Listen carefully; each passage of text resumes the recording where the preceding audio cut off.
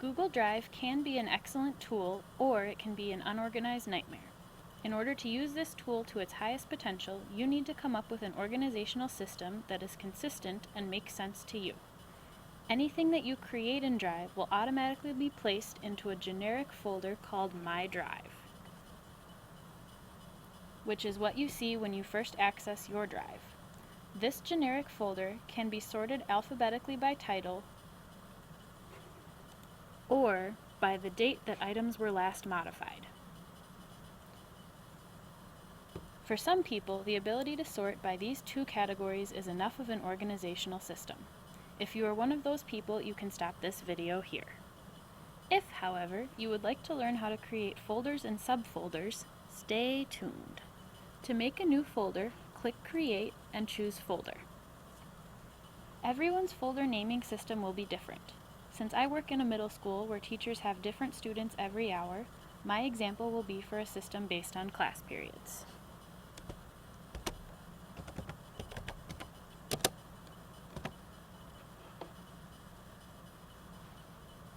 I just typed in the name I want to use and click Create.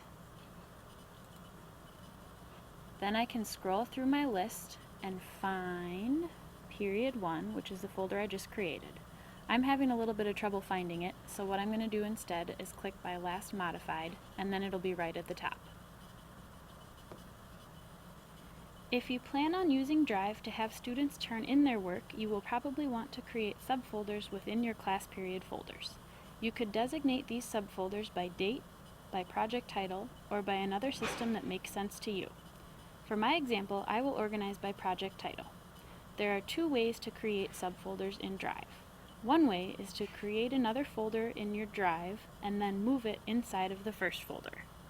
To do that, click again on Create, choose Folder, and give your folder a title. Once you've given it a title, click Create, and once it's in your Drive, you're going to click on the box to the left of the folder, then go up to the folder icon and select the folder in which you want to put it.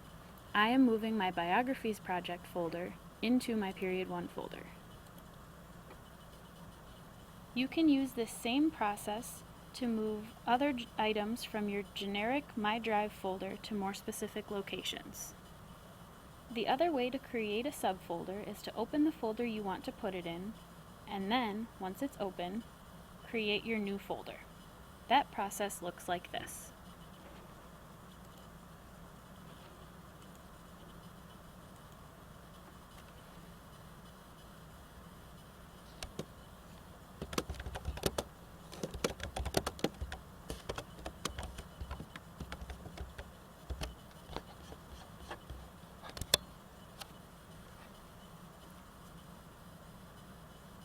Now, if I click on my Period 1 folder in the navigation bar on the left, I can see both subfolders.